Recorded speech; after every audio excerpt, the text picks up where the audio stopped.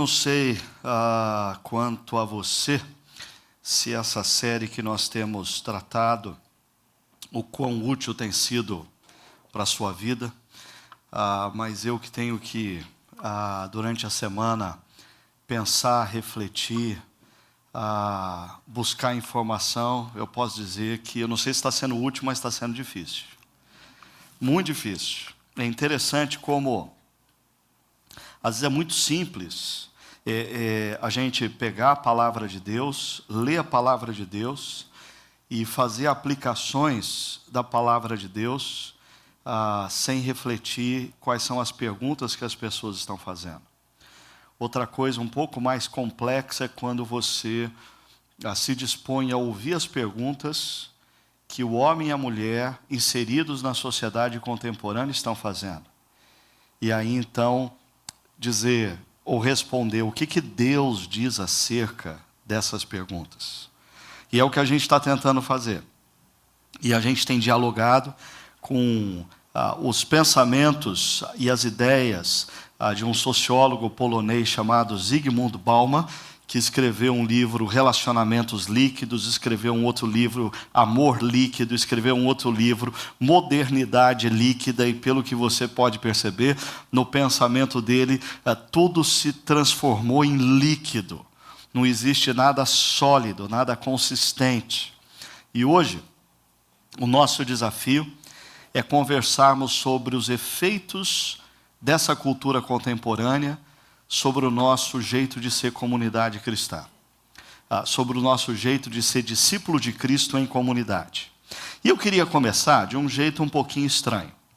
Eu queria fazer menção de 2 casos para vocês. Em 2013, Edward Snowden, ex-funcionário da CIA, da NSA, ele veio a público e gerou um escândalo em proporções globais. Entre outras coisas, ele trouxe à tona o fato de que o governo norte-americano monitora toda espécie de comunicação através de telefone móvel, através de internet, através de Facebook, ou seja, bem possivelmente, a hora que o governo norte-americano bem entender, ele tem o seu perfil exato do que você faz, por onde você anda, fisicamente, virtualmente na internet, o que você gosta, suas preferências, o que você compra, quanto você ganha, quanto você gasta, absolutamente tudo.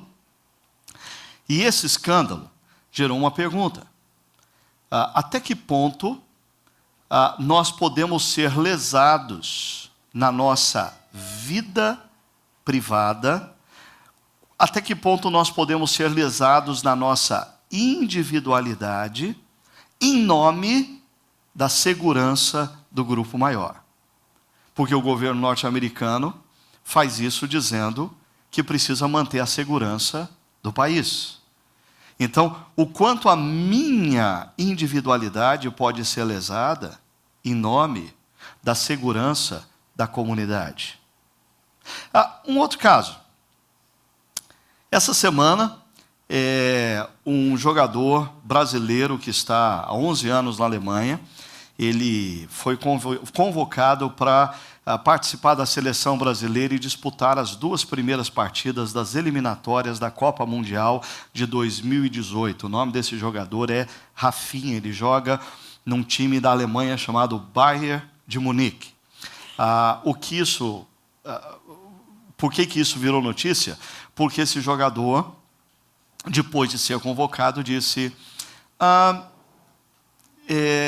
ok, mas eu não quero jogar pela seleção brasileira de futebol. Eu pretendo me nacionalizar alemão, aí se tudo der certo, eu gostaria de jogar na seleção alemã. Como que você se sente como brasileiro ouvindo isso? Assim, você se enche de um sentimento assim que tudo dê certo para a vida desse jogador? Por mais que a gente não ande patriótico, isso gera uma ofensa. Ofensa à comunidade, ao ser brasileiro. E aí, essa notícia gera uma outra pergunta. Até que ponto, em nome da nossa individualidade, nós temos o direito de romper com a comunidade? Perceba, o que une as histórias de Snowden e de Rafinha? Eu diria o dilema do homem contemporâneo. E qual é o dilema do homem contemporâneo? Por um lado, nós queremos a segurança da comunidade. Por exemplo, você que mora num condomínio fechado, você quer a segurança de uma comunidade. Só que a segurança dessa comunidade te priva de algumas coisas. A segurança dessa comunidade estabelece restrições à sua individualidade. Por outro lado, nós somos parte de uma cultura que, desde criança, nós temos sido incentivados a vivermos a partir de nós mesmos. O importante é você ser você mesmo. O importante é você descobrir quem você é. Liberdade na nossa cultura é sinônimo de você falar o que você quer, pensar como você quiser, agir do jeito que você entender, sem prestar contas a ninguém. E isso é liberdade na nossa cultura. Só que liberdade gera rupturas. Quando a gente resolve falar o que a gente pensa e dizer o que a gente quer e agir do jeito que nos convém, independentemente dos outros, a gente gera rupturas. O Bauman, num outro livro dele chamado Comunidade, a Busca por Segurança no Mundo Atual, ele coloca esse dilema do homem contemporâneo, dizendo que existe um paradoxo hoje em dia quando a gente escuta o termo comunidade. Quando você escuta o termo comunidade, existe um sentimento paradoxal dentro de você. Porque quando você escuta comunidade, por um lado você quer comunidade. Essa foi uma das razões porque, quando nós começamos a Chácara Primavera, há 14 anos atrás, nós optamos pelo termo comunidade, porque nós entendemos que uma das buscas do homem e da mulher no contexto contemporâneo é por comunidade. Nós precisamos, o quê? Olha só, essa segurança por pertencer, trocar experiências. Nós precisamos da sensação de que nós não estamos sozinhos. Não existe nada mais angustiante na vida do que você não ter com quem compartilhar as suas experiências, as suas vitórias, as suas dores. E a comunidade te dá essa segurança de pertencer a algo e de você não estar sozinho. Só que, por outro lado, quando o ser humano contemporâneo usa o termo, escuta o termo comunidade, um outro sentimento vem ao coração dele. Comunidade soa como uma ameaça a uma das maiores conquistas do homem contemporâneo, a liberdade individual. Por exemplo, pessoas querem frequentar uma igreja com uma boa pregação e uma boa música. Mas algumas dessas pessoas não querem se tornar parte da comunidade. Por quê? Porque daí vão começar a pegar no meu pé, vão começar a dizer que eu tenho que fazer determinadas coisas, eu vou ter que estar todo... E eu não quero, eu quero liberdade. Pessoas querem compartilhar a vida com alguém do sexo oposto. Mas elas não querem o compromisso do casamento. Porque o compromisso do casamento vai me limitar a liberdade. Então, o termo comunidade, por um lado, gera esse anseio que todos nós desejamos, por outro lado, gera um medo que todos nós temos, nós que nascemos e fomos formatados por essa cultura. Mas aonde está a origem desse dilema? Para mim, a origem desse dilema está em Gênesis capítulo 3. É interessante que o Zygmunt Bauman, ele até faz menção de Gênesis capítulo 3 no seu pensamento, como um exemplo, mas ele faz menção como um exemplo, assim como ele faz menção da mitologia grega.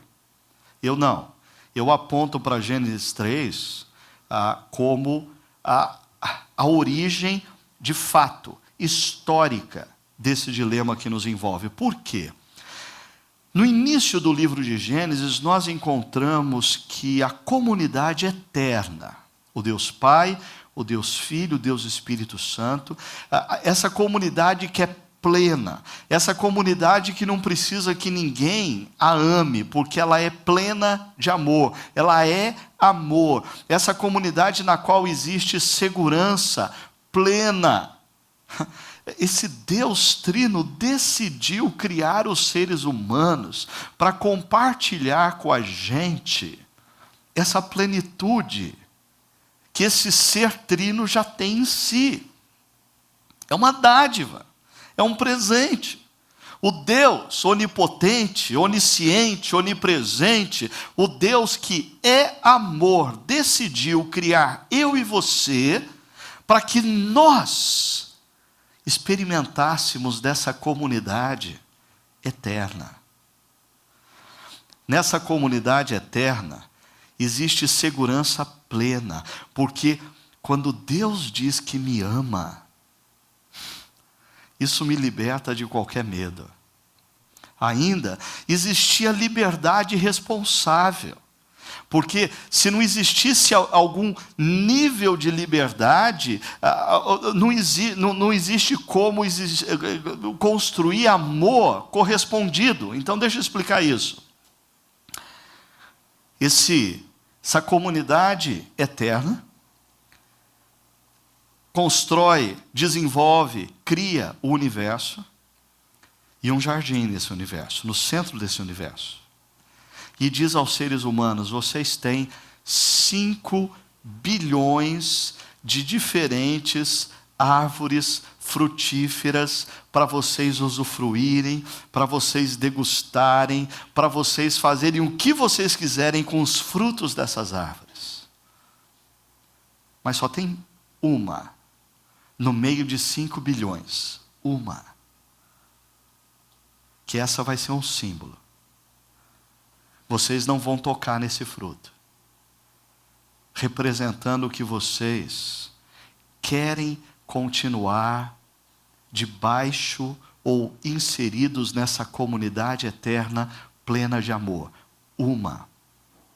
Interessante que o homem e a mulher, na sociedade contemporânea, quando lê o relato de Gênesis, não percebe que existem milhões, bilhões de árvores frutíferas. Só percebe o seguinte: Deus restringiu a liberdade do ser humano quando disse que daquela uma que está no centro não podia. Logo aquela. Mas aí que está o conceito da liberdade responsável. Existe aquela árvore no centro do jardim que é o símbolo.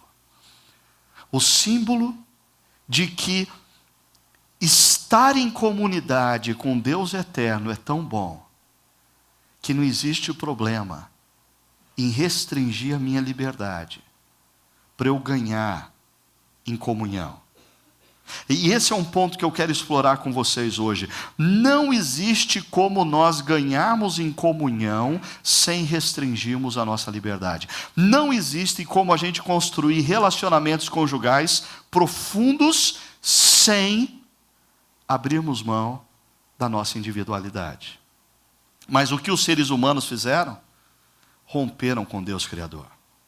Romperam com a comunidade eterna. Em nome do quê?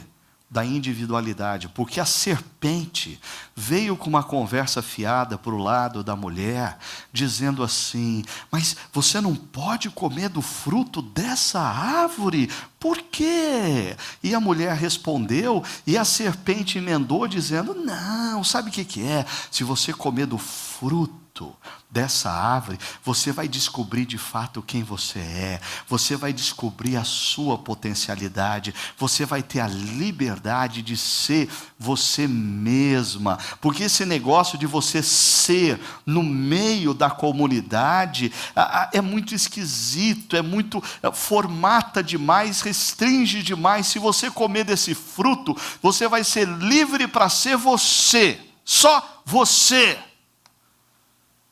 Interessante. A promessa de liberdade trouxe escravidão. Seres humanos se tornaram escravos da individualidade. Agora a gente tem saudade da comunidade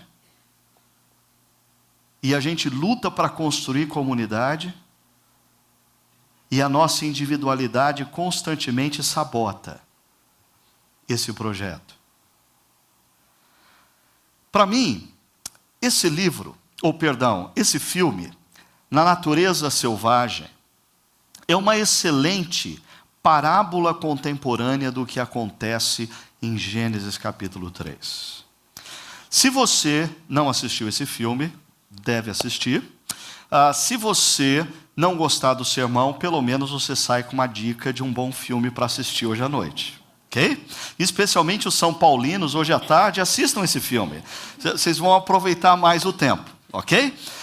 Mas vamos voltar ao que interessa. Por que eu chamo esse filme de uma parábola contemporânea do que acontece em Gênesis 3? Porque esse filme, ele mostra a história de um jovem que, após concluir a sua faculdade, ele decide ser livre.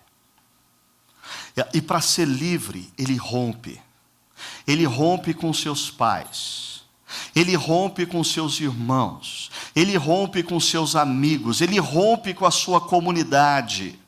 Por quê? Porque ele quer ser livre e quer descobrir a sua individualidade plena. E ele passa a viajar e viver aventuras pelos Estados Unidos na direção do Alasca, porque o sonho dele é chegar no Alasca e viver um ciclo completo de um ano no Alasca, sozinho, livre, só ele e a individualidade dele. O problema é que quando no Alasca, esse jovem involuntariamente se envenena, e ele começa a ter um problema de paralisia no seu corpo. E ele se vê refém do seu corpo limitado, dentro de um ônibus abandonado, sozinho, morrendo dia após dia. O diário desse jovem é encontrado posteriormente, porque essa é uma história verídica. E no seu diário tem uma frase que se tornou famosa. Ele escreve no seu diário: a felicidade só é verdadeira quando compartilhada. Meu Deus! Quando eu leio essa frase e eu penso que a história desse jovem foi uma história real, eu penso comigo, que desperdício.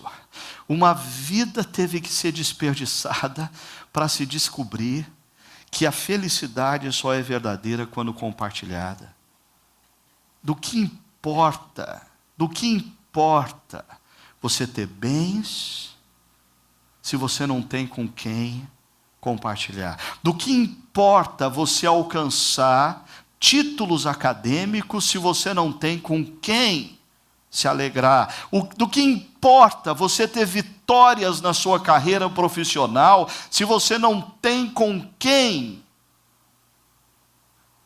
dividir as alegrias? O pastor Tim Keller, no livro A Fé na Era do Criticismo, apresenta um diagnóstico muito preciso disso que a gente está falando. Ele diz assim, nesse livro: um dos princípios do amor, seja ele a base de uma amizade ou de uma relação romântica, é a necessidade de abrir mão da independência para alcançar uma intimidade maior.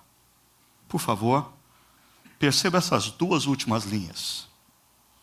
necessidade de abrir mão da independência para alcançar uma intimidade maior. Não existe como você experimentar o prazer da intimidade maior se você insiste em preservar a sua própria individualidade, que é sinônimo de liberdade. Ainda, não é possível desenvolver um relacionamento profundo e tomar decisões unilaterais, ou impedir que o outro em nada opine, com relação à maneira como você leva a vida. Com certeza é muito mais complicado, é muito mais complexo ter que decidir a agenda da semana, ter que decidir o que eu vou fazer ou deixar de fazer, ter que decidir como que eu vou usar o dinheiro, como que eu vou aplicar, como eu vou deixar de aplicar com o outro. É mais complexo, é muito mais simples fazer isso sozinho. Mas já tem um ditado, existe um ditado africano que diz: se você quer ir rápido, vá sozinho. Se você quer ir longe, vá com alguém. E para ir com alguém, dá mais trabalho. Mas é fundamental você construir isso. E o Tim Keller conclui esse pensamento dizendo: para gozar a felicidade e a liberdade do amor, é preciso abrir mão da autonomia individual. Eu vou repetir. Para gozar a felicidade e a liberdade do amor, é preciso abrir mão da autonomia individual. E se você, sem se dar conta até hoje, tem a sua mente e o seu coração completamente formatados pela cultura contemporânea, quando você ouviu essa frase, a sua reação dentro de você foi essa: um absurdo. Por quê? Porque nós somos filhos de uma cultura ocidental desenvolvida ao longo do século XX, altamente influenciada pela maldição de Freud, que nos convenceu que a nossa individualidade é a coisa mais preciosa que existe na história e no universo. E porque nós fomos consumidos por essa maldição freudiana, de veneração, de idolatria pela individualidade, hoje no nosso país, nós estamos sofrendo uma das maiores crises sociais e políticas, porque homens e mulheres são incapazes de tomar decisões éticas baseado no bem da comunidade, porque o que vale é a individualidade. Famílias diariamente deixam de existir porque homens e mulheres são incapazes de se sacrificarem pela comunidade, porque eles estão condicionados a agir baseado na individualidade. Você já tinha parado para pensar nisso? Que essa cultura líquida, que tem como centro a idolatria, a veneração da individualidade, tem gerado a nossa incapacidade, a nossa impotência de construir comunidade nos mais variados níveis. A gente não consegue construir comunidade no casamento. Pessoas ficam querendo inventar formas de casamento na qual eu tenho alguém para dormir sem compartilhar a vida com essa pessoa. A gente não consegue construir comunidade cristã. A gente se torna consumidor de igreja. A gente não constrói comunidade. Por quê? Porque nós fomos tomados e formatados na nossa mente, no nosso coração, por essa maldição da veneração, da idolatria à individualidade. O que vale sou eu, o grupo.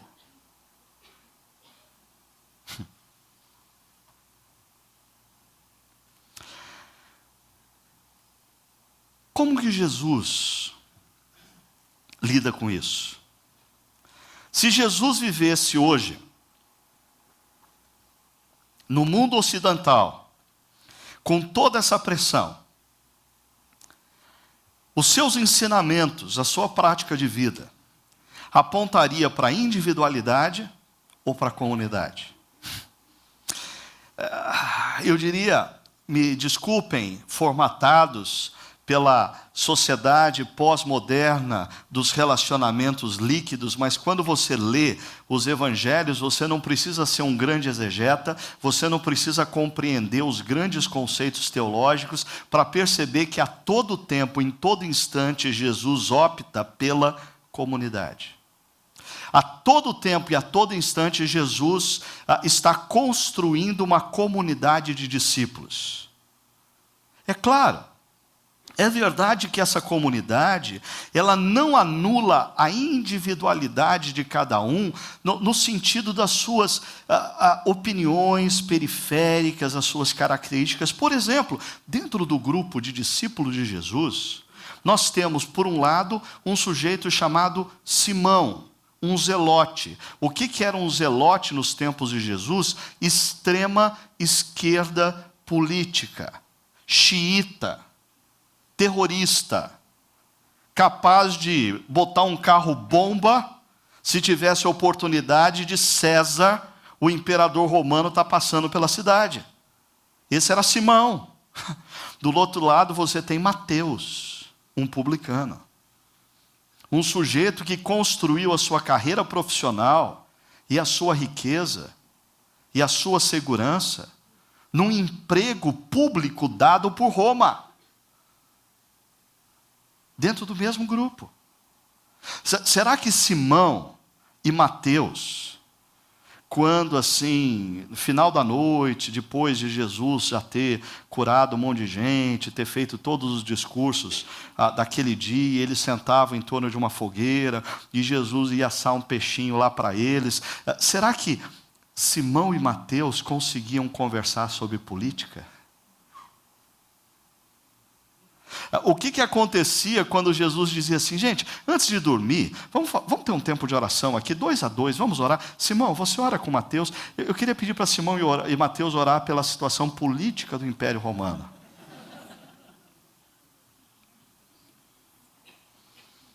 Outra coisa, uma comunidade que não incentiva a ambição do ser diferente ou ser distinto enquanto indivíduo. Porque eu não sei se você consegue entender o que eu quero dizer agora, mas eu diria que um dos grandes problemas que nos envolve como comunidade é esse mito do que eu preciso ser diferente, eu preciso ser distinto. Eu me deixar ser parte de uma comunidade, eu me deixar guiar por alguém, eu me deixar influenciar pelo outro. Na nossa cultura contemporânea, da idolatria da individualidade, isso é um mal. Mas na comunidade de Jesus, não existe incentivo para que indivíduos sejam distintos, indivíduos sejam diferentes. Existe incentivo para que a comunidade dos discípulos seja diferente. A comunidade dos discípulos seja distinta. A comunidade dos discípulos pense de uma forma diferente, viva no mundo de uma forma diferente, haja no mundo de uma maneira impactante e diferente. E talvez a grande marca dessa diferença é o serviço. É uma comunidade que tem no serviço ao outro, a capacidade de servir ao outro, a marca maior de identidade segura e livre. Porque se a gente está falando de identidade, para mim essa imagem é a imagem que me ajuda constantemente a fazer uma autoavaliação. A minha identidade está em Cristo ou está em mim mesmo? Porque se a minha identidade está em Cristo, eu preciso olhar para essa figura. O que é essa figura? Todo mundo está conseguindo enxergar o que é essa figura? O que tem nessa figura? Hã? O que você está vendo nessa figura? Uma bacia com água, uma toalha, e o que essa figura te lembra? Jesus lavando os pés dos discípulos. Veja se você concorda comigo nas duas afirmações que eu vou fazer. Primeira, somente quem se sente amado e aceito consegue tomar a toalha e a bacia para lavar os pés daqueles que o cercam. O que eu estou querendo dizer? Somente quem, no coração, é suficientemente seguro de que é amado e aceito por Deus, consegue pegar a bacia e a toalha e lavar os pés dos outros. Porque pessoas inseguras são pessoas que constantemente querem que os outros façam isso por elas.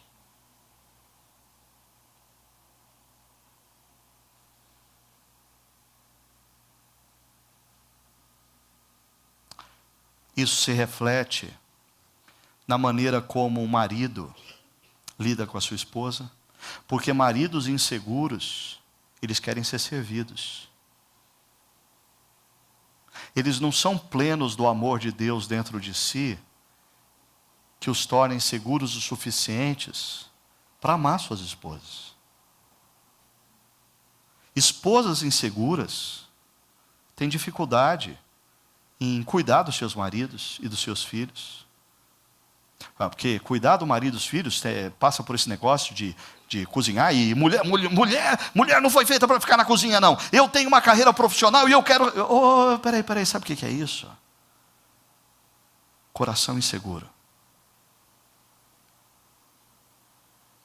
O que inviabiliza a sua capacidade de amar quem te cerca. Uma segunda afirmativa. Somente quem é capaz de tomar a toalha e a bacia para lavar os pés daqueles que o cercam, se mostra realmente livre. Livre do que os outros vão pensar de mim. Livre do que os outros vão postar no Facebook acerca de mim. Porque o tempo todo na vida,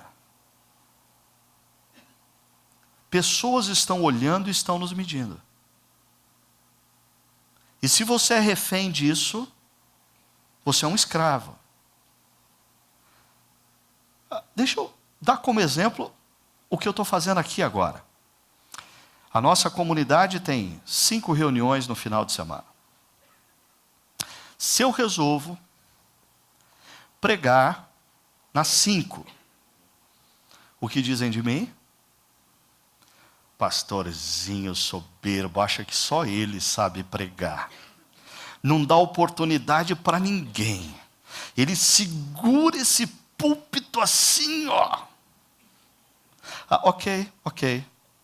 Então decide uma coisa.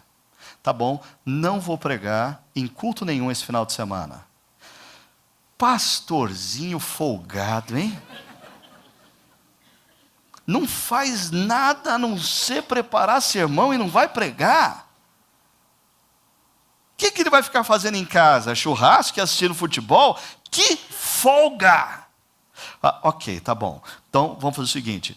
Eu não vou pregar em todos e não vou deixar de pregar em todos. Eu vou pregar em 2 ou 3 comunidades só. Em algumas eu não vou pregar. Sabia? Parcial. Só prega nas comunidades que ele gosta. Mas não é essa a vida. Não é essa a vida. E se você não for livre, você não vive. Se você for refém do que os outros pensam de você, você vai passar a vida inteira olhando para o Facebook para saber o que as pessoas estão dizendo de você, e você não vai viver a tua vida. Você não vai fazer o que Deus mandou você fazer. Agora, volta comigo. Somente quem se sente amado e aceito por Deus consegue tomar a toalha e a bacia e lavar o pé daqueles que o cercam, porque ele é pleno do amor de Deus e seguro. E se ele é seguro do amor de Deus, ele pode ser livre. Livre para construir comunidade. Livre para amar o outro. Livre para servir. Livre para pegar a bacia, pegar a toalha e lavar os pés dos outros. Assim, no Evangelho de João, exatamente 3 capítulos depois que Jesus lava os pés dos discípulos, ele faz uma oração pela comunidade dos discípulos. Essa oração nós encontramos em João capítulo 17. Linda oração, eu não vou ter condição e tempo para ler o texto todo, lição de casa para você, mas eu vou ler algumas partes de João capítulo 17 e tirar algumas lições para nós. O verso 11, Jesus diz assim, ele está dizendo ao Pai, porque ele está orando, não ficarei mais no mundo, mas eles ainda estão no mundo. Eu vou para ti. Pai Santo, protege-os em teu nome, o nome que me deste, para que sejam um, assim como somos um. Deixa eu dar um pulo para o verso 20 e 21, que diz assim, minha oração não é apenas por eles. Minha oração não é apenas por João, por Pedro, por Simão, por Tomé. Rogo também por aqueles que vão estar em Campinas, cerca de 2000 anos depois, num país que nem foi descoberto ainda, mas eles vão crer em mim também, por meio da mensagem que foi apresentada a eles. Verso 21, para que todos sejam um, Pai, como tu está em mim e eu em ti, eternamente. Que eles também estejam em nós, como era o plano original no jardim, para que o mundo creia que tu me enviaste. O que Jesus está fazendo aqui? Em primeiro lugar, Jesus pede pela proteção da comunidade dos discípulos. Jesus pede para que Deus proteja a comunidade dos discípulos. Por quê? Porque essa tendência que começa em Gênesis 3, de nós constantemente optarmos pela nossa individualidade, pela nossa liberdade, inviabiliza constantemente a construção de comunidade e sabota constantemente a construção de comunidade. A nossa tendência natural, se você fosse um carro e você colocasse esse carro em ponto morto, numa ladeira, ele não ia na direção da construção de comunidade, ele ia na direção do lutar pela sua individualidade e liberdade, porque essa é a tendência, a deformidade gerada desde Gênesis 3. Perceba uma coisa aqui, no verso 11, Jesus diz, Pai Santo, protege-os, cuida deles, olha por eles, fica de olho neles, por favor, Pai Santo, coloca a sua ação na direção deles, protege-os. Para quê? Olha a finalidade, para que sejam um, assim como somos um. E o verso 21, Jesus repete essa frase: para que todos sejam um, Pai, como tu estás em mim e eu em ti. Em outras palavras, o pedido de proteção de Jesus tem como foco a unidade. E por que tem como foco a unidade? Porque não é natural da nossa parte construir e manter unidade. Para você construir e manter unidade, consequentemente comunidade, você tem que ter intencionalidade. Se você não tiver intencionalidade no seu casamento, você vai ter um agrupamento entre um homem e uma mulher, mas não comunidade. Se você não tiver intencionalidade em construir comunidade com teu filho ou com teu pai, você não vai ter comunidade, porque para construir comunidade se faz necessário intencionalidade. E olha só, se no verso 21, Jesus fala de unidade, queria chamar sua atenção por um outro detalhe interessante. Verso 20, Jesus diz: minha oração não é apenas por esses daqui, esse grupo de 12. A minha oração é também por aquele bando que vai estar lá no Brasil 2000 anos depois. Em outras palavras, Jesus prevê o crescimento da igreja. Jesus sabe que o seu movimento vai crescer. Mas olha que interessante. Jesus, como Deus Criador e testemunha do que aconteceu em Gênesis 3, sabe que na medida em que a igreja crescer, os problemas também vão crescer. Por isso ele ora pela unidade. Na medida em que uma igreja cresce, os problemas com unidade se intensificam. Isso não é diferente na sua família. Exemplo, quando eu era criança, a minha família era o meu pai, minha mãe, eu e a minha irmã. Aí a gente ia comer uma pizza. Era tão fácil escolher qual ia ser o sabor da pizza. Hoje, a minha família é meu pai, minha mãe, minha irmã, meu cunhado, minhas 2 sobrinhas. Eu, a Sônia, meus 3 filhos, já não cabe mais em 2 mãos. O meu genro, o meu neto. Quando a gente vai comer pizza, ficou tão complicado escolher o sabor. É um tal de, dá para ser meia dessa e meia daquela. Eu não gosto dessa. Dá para ser 1/4 dessa, 1/4 daquela e metade da outra.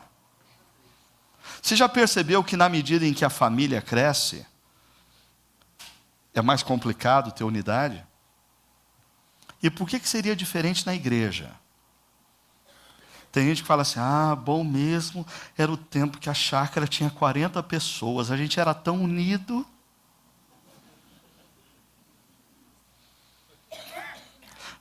Bom mesmo era quando era meu pai, minha mãe, eu e a minha irmã, mas eu ia ser uma criança até hoje, se Deus congelasse essa imagem.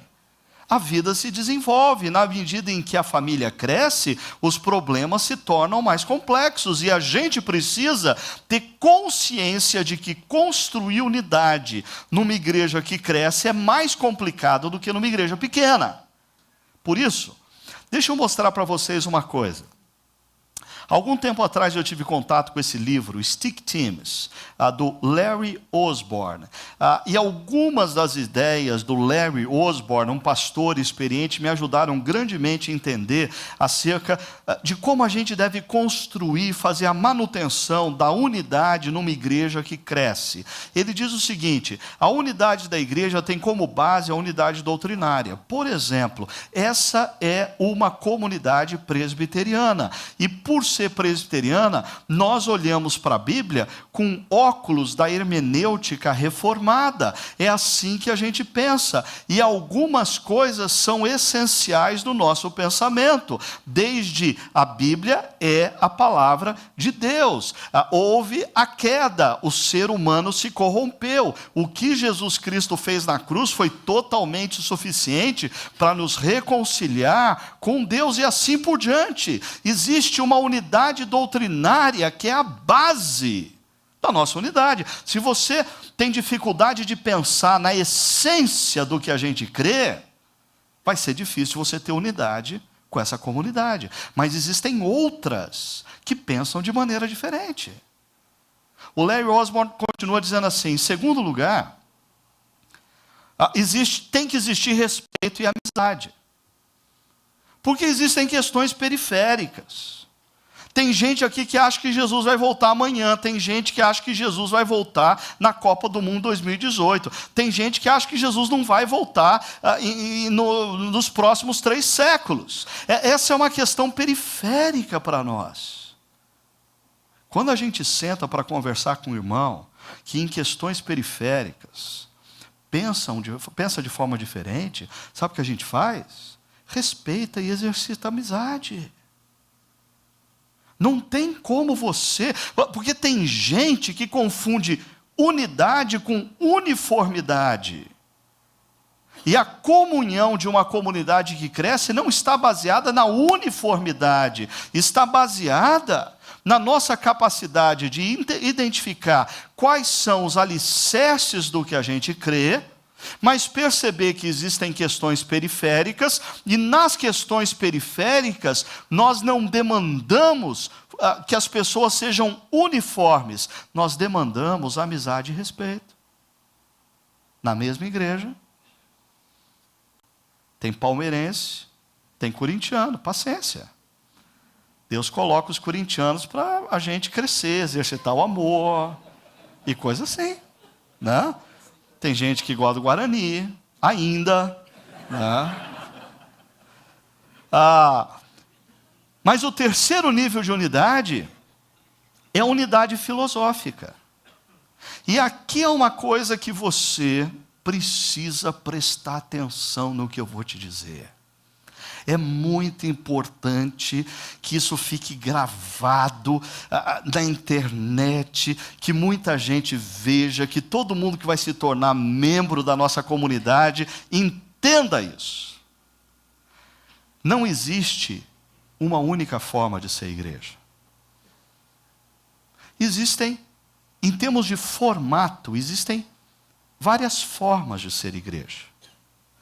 Mas nós, na comunidade presbiteriana Chácara Primavera, com consciência de qual é a missão que Deus nos deu, nós fizemos opções. E essas opções nos unem. O estilo de música, o estilo de culto, os grupos pequenos, o jeito de pregar, se pastor usa ou não terno e gravata, se o púlpito é de madeira ou de acrílico, se tem computador em cima ou não. A gente não diz que o jeito de ser nosso como igreja é o único jeito possível, bíblico, verdadeiro, autêntico e absoluto. Nunca. Mas a gente diz que esse é o nosso jeito. E se você tem dificuldades com esse jeito, eu posso te dar um endereço de igrejas que tem um outro jeito. Porque o jeito de ser da outra igreja também pode. Também pode. Então, na medida em que uma comunidade cristã cresce, é importante a gente ter como referência o que a gente crê, quais são os alicerces da nossa fé. O que é periférico? No periférico a gente se respeita, a gente tem amizade. Agora, na nossa missão, nós fizemos opções de estilo, e isso tem que nos unir. Mas eu não quero gastar mais tempo com isso, porque tem mais coisa no texto. Continuando João 17, Jesus diz assim ao Pai: dê-lhes a tua palavra e o mundo os odiou, pois eles não são do mundo, como eu também não sou. Não rogo que os tires do mundo, mas que os protejas do maligno. Eles não são do mundo, como eu também não sou. O que Jesus está fazendo aqui? Jesus está identificando 2 grandes inimigos da comunidade dos discípulos. 2 grandes inimigos. O primeiro inimigo aqui é muito claro. Qual é a palavra que mais se repete nesse texto? Mundo. O segundo inimigo também é muito claro, ele está no centro do texto. Qual que é? Maligno. Mas vamos voltar para o primeiro inimigo. Deixa eu mostrar uma coisa para vocês, porque apesar da palavra mundo aparecer várias vezes aqui, 4 vezes nesse trecho aqui, a questão é, o que o evangelista João quer dizer quando ele usa a palavra cosmos? Que ele gosta muito dessa palavra, ele usa muito essa palavra, desde João capítulo 1 até João capítulo 21, ele usa várias vezes essa palavra. A questão é, o que ele quer dizer com essa palavra cosmos? Eu diria que 3 possibilidades. Tem hora que João usa a palavra cosmos como sinônimo de universo criado, natureza. E universo criado é o que Deus fez em Gênesis 1 e 2, e o texto bíblico diz que Deus olhou e disse, ficou muito bom, muito bom. Os salmos dizem que essa natureza anuncia a glória de Deus. A natureza nos ajuda a perceber um fato. Existe um Deus criador. Segunda possibilidade, seres humanos. Quando João, por exemplo, diz lá em João capítulo 3, verso 16, um texto bem conhecido, porque Deus amou o mundo de tal maneira que deu seu Filho unigênito para que todo aquele que nele crê não pereça, mas tenha vida eterna. Que mundo é esse? Homens e mulheres. Não é rocha, não é rio, porque rocha e rio não crê. Só homem e mulher pode crer que Jesus é o Filho de Deus. E ainda, uma terceira opção, sistema corrompido, disfuncional. É a cultura que foi gerada desde Gênesis 3, que sabota constantemente o projeto de Deus em nós. Aí, se você anotou essas 3 coisas, universo criado, seres humanos, sistema corrompido, volta para o texto e a pergunta é, quando você lê, deles a tua palavra e o mundo os odiou, que mundo é esse? Mundo natureza? Não. Mundo homens e mulheres? Pode ser, mas só se esses homens e mulheres estão influenciados pelo sistema corrompido e disfuncional. Porque o sistema corrompido e disfuncional pensa assim, por exemplo, no contexto do que a gente está estudando hoje, o importante é a sua individualidade, você tem que buscar a sua liberdade. Aí a gente abre a Bíblia e a Bíblia diz assim, não, o importante é você construir comunidade com quem está ao teu lado, o importante é você construir comunidade com teu marido, com a tua esposa, com os teus filhos, com os teus amigos, com aqueles teus companheiros de fé cristã. Vai no contraponto, por isso o mundo os odeia. Aí o texto diz, pois eles não são do mundo. O que significa isso? Eles não são do mundo criado, eles são um bando de ET? Porque é importante você fazer essas perguntas, porque tem muito sujeito aí que se chama crente, com essa versão na cabeça. Eu não sou deste mundo. Meu amigo, de que mundo você é então? Que história é essa de que não sou desse mundo? Já pensou que é apavorante você encontrar um cara à noite na rua, de repente no ponto de ônibus, na porta de um cemitério, e o cara está vindo da igreja e vem com esse papo para cima de você, de terno e gravata, na porta do cemitério, dizendo, não sou desse mundo. Não existe outro mundo a não ser esse, nós somos desse mundo. O que Jesus está querendo dizer é que os seus discípulos assumiram um compromisso na maneira de pensar, na maneira de crer, na maneira de viver, que eles romperam com um sistema corrompido e disfuncional. Não importa se a cultura os impele na direção da direita, eles são orientados pelo que a palavra de Deus disse. Não rogo que os tires do mundo. Isso é o que muito crente queria. Ai Deus, me livra dessa situação. Ai Deus, é tão difícil viver no mundo dos negócios. Senhor, é tão difícil ser fiel à minha esposa ou ao meu marido. Senhor, é tão difícil perdoar. Jesus não vai te tirar desse mundo, porque Ele não quer que você saia desse mundo. Ele quer que você viva uma nova perspectiva de mente, de coração e de ação dentro desse mundo. eles não são do mundo. Ok. Pensa comigo. Seria parte, eu não estou dizendo que a totalidade desse sistema corrompido e disfuncional é isso, mas será que parte desse sistema corrompido e disfuncional que a gente está vivendo não é exatamente essa ditadura da individualidade, essa idolatria à individualidade, que tem feito com que nós não consigamos construir comunidade?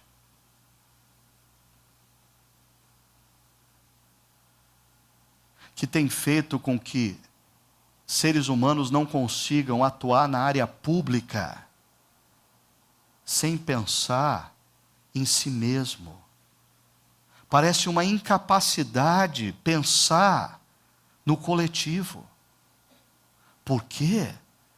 O sistema está corrompido. E não estou falando do sistema político brasileiro, o sistema mundo no contexto de João. O segundo inimigo, como vocês pontuaram, é esse aqui, ó, o maligno.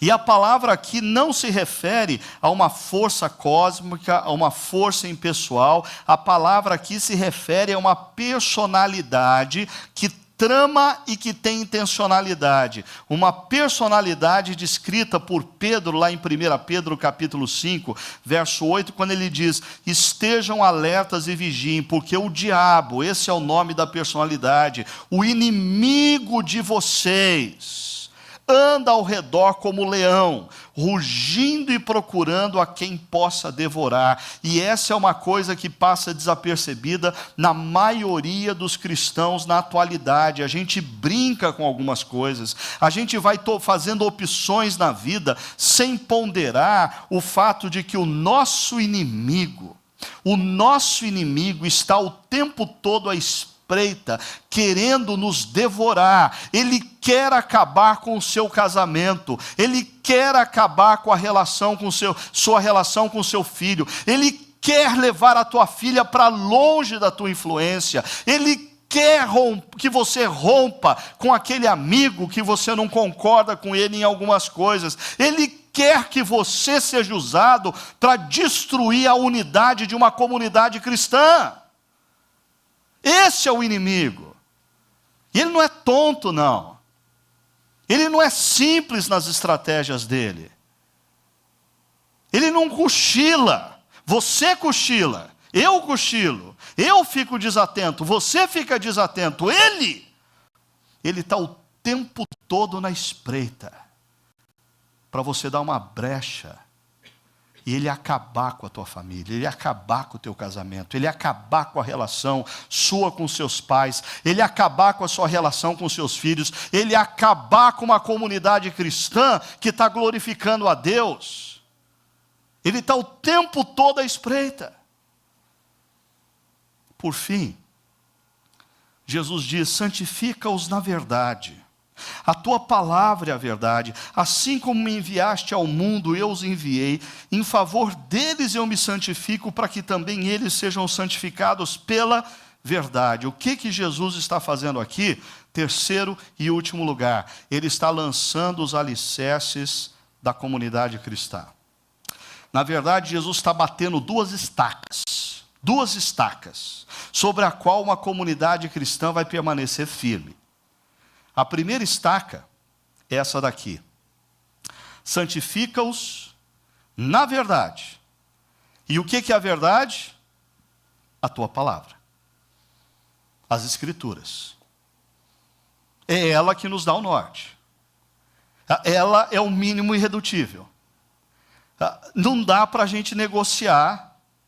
E por isso, Jesus já disse no verso 14, que ele deu a palavra aos discípulos e o mundo os odiou. Por que o mundo os odiou? Porque os discípulos passaram a viver a partir dos princípios e valores da palavra, que é contra a cultura, numa sociedade que é regida por uma cultura disfuncional e por princípios e valores que sabotam a construção de comunidade e que idolatram individualidade. O Tim Keller, voltando ao texto A Fé na Era do Criticismo, diz: o cristianismo exige crenças específicas para que um indivíduo faça parte da comunidade. Para um pouquinho aí, não continua lendo, não. Deixa eu dizer uma coisa para você. Por exemplo, vira e mexe, principalmente quando a gente entra em assunto de família, é um tal de gente ficar brava e ficar cuspindo fogo nos grupos pequenos, mandar e-mail dizendo discordo. Olha, deixa eu dizer uma coisa para você. Eu não estou aqui para falar o que você quer ouvir. O meu compromisso não é ser politicamente correto. Se você está vivendo uma relação que a palavra de Deus desaprova, se a maneira de você lidar com a sua sexualidade não é a maneira como Deus quer, se o jeito que você quer viver os seus relacionamentos vai na contramão do que Deus diz que é sábio, desculpa, eu não vou abrir mão do que a palavra diz, para você não ficar cuspindo fogo durante a semana, mandando e-mail, ou brigando nos grupos pequenos, dizendo que discorda de mim. Não discorde de mim, olhe para a palavra e pensa e reflita. Porque o problema é você estar achando que você discorda de mim, e você descobrir que você discorda do Deus Criador de todas as coisas, que deu princípios e valores para que tudo te vá bem. Porque se você estiver discordando dele e você romper com os princípios e valores que ele te deu para que tudo te vá bem, sabe o que vai acontecer na tua vida? Tudo vai mal. E não me culpe. É uma opção que a gente faz. Esse é o alicerce. Deixa eu continuar com o Tim Keller. A ideia de uma comunidade totalmente inclusiva é, portanto, uma ilusão. Nenhuma comunidade é totalmente inclusiva. Toda comunidade tem premissas de crença, de valores, de princípios. Qualquer comunidade humana tem em comum algumas crenças que obrigatoriamente criam barreiras, incluindo alguns indivíduos e excluindo outros do seu círculo. Agora, a questão é, voltando a esse gráfico aqui, que para mim o que difere uma comunidade cristã, realmente cristã, é que, olha só, o primeiro passo da nossa unidade é a palavra. Mas como a gente lida com aqueles que não concordam com a gente? Ponto 2, amizade e respeito. Amizade e respeito. Você não concorda com o que a Bíblia diz em muitas coisas? Você está convidado para voltar aqui todo domingo. Você é bem-vindo. Não tem problema. Eu sempre conto que lá no começo da Chácara Primavera teve um rapaz fazendo, acho que doutorado em física, veio depois de uma pregação, falou assim, eu queria me apresentar, eu sou fulano de tal. Eu falei, muito prazer, tal. Você está fazendo doutorado em física e o que te trouxe aqui? Ele falou assim, na verdade eu não creio em nada do que você diz, eu não creio na Bíblia e eu não creio que tudo que você está falando é verdade. Ok, mas então por que você veio aqui? Porque eu gosto de ouvir pessoas fazendo discursos baseados no que elas creem. Então, fique à vontade, volte mais vezes para ver alguém que faz discurso baseado no que crê. Assim, a casa é tua. Você é bem-vindo. Esse rapaz hoje é discípulo de Cristo, membro da igreja, servindo para tudo quanto é canto. É assim que a gente lida. Apesar de nós termos o nosso norte, a palavra de Deus, isso não dá o direito da gente ofender quem não concorda com a gente. Isso não dá o direito da gente excluir quem não concorda com a gente. A segunda estaca, terminando, está aqui. Assim como me enviaste ao mundo, eu os enviei ao mundo. Missão. Uma das estacas sobre a qual a comunidade cristã é construída é a palavra de Deus, princípios e valores inegociáveis. A segunda estaca sobre a qual a comunidade cristã é construída é a missão. A comunidade não existe para nós. Percebam uma coisa muito importante: na comunidade dos discípulos, a unidade não é um fim, mas sim um meio. Nós não existimos, o propósito de uma igreja não é tornar o ambiente cada dia mais gostosinho, cada dia mais acolhedor. Vamos botar mais um ar-condicionado, vamos fazer mais cafezinho, vamos comprar umas bolachinhas mais gostosas, vamos fazer todo mundo se conhecer, vamos dar etiqueta para todo mundo se chamar pelo nome, porque o importante é a gente se conhecer e a gente viver junto e a gente ser bem unidinho e todo mundo saber o aniversário de todo mundo, mandar cartão ou parabéns no Facebook para cada um que está fazendo aniversário. Desculpa, se você quer isso, você vai ter que procurar algum clube da cidade.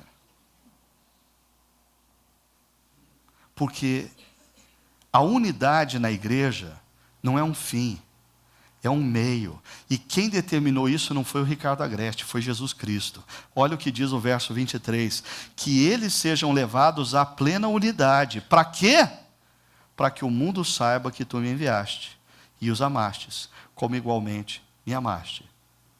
Jesus ora, pedindo para que nós sejamos um, não para ser mais gostoso para a gente, mas porque isso faz parte da missão.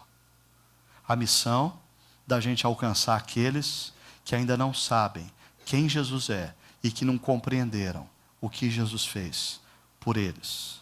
A nossa missão é tornar essa família cada dia maior, mesmo que isso dê mais trabalho. Essa é a nossa missão, nós não temos outra opção.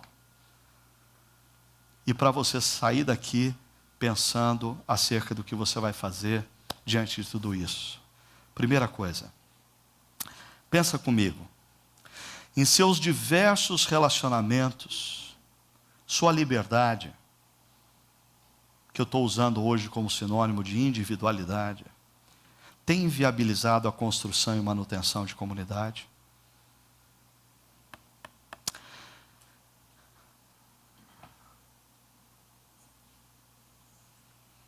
O seu desejo de ser você mesmo e de ter liberdade está impedindo você de ter um casamento profundo. O que você vai fazer em relação a isso?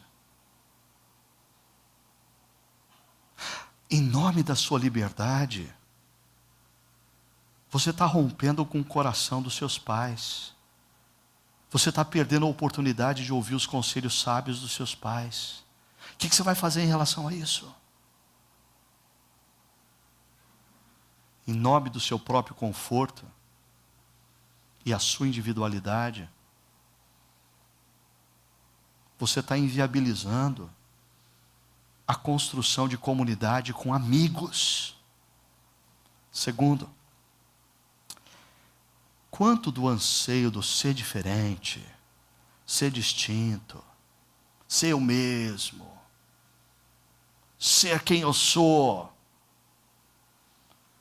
tem lhe conduzido na direção de rupturas? Filhos fazem muito isso. Eles rompem com pais para serem eles mesmos. Mas amigos fazem isso também.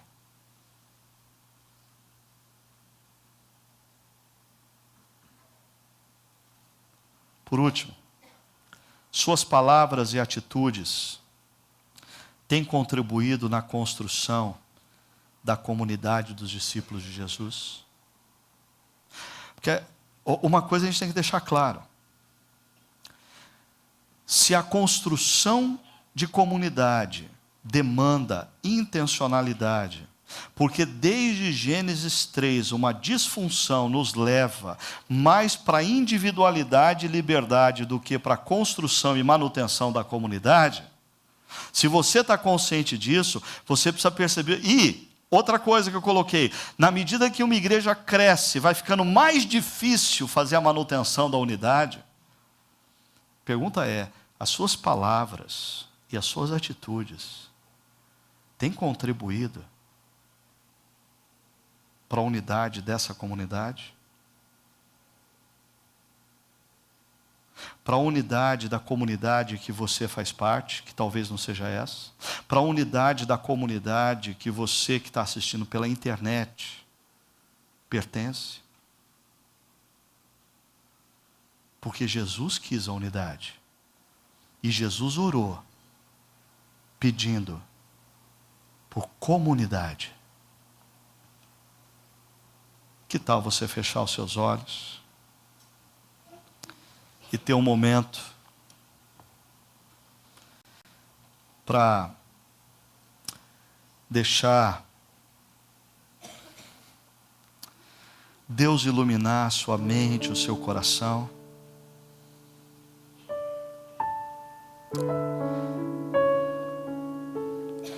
Mostrando para você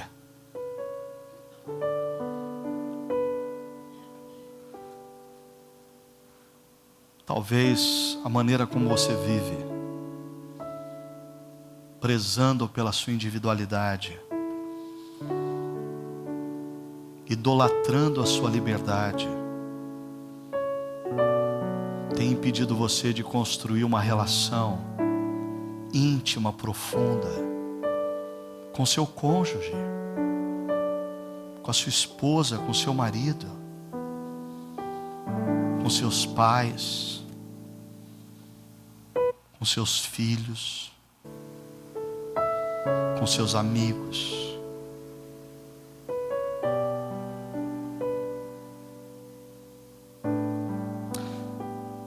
Jesus deseja a comunidade.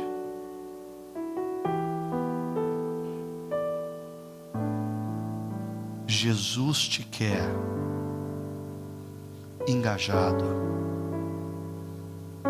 na construção de comunidades. Por isso Ele vem ao seu encontro nessa manhã para te tocar, para te encher, para te renovar e para te desafiar a ser um construtor de comunidades.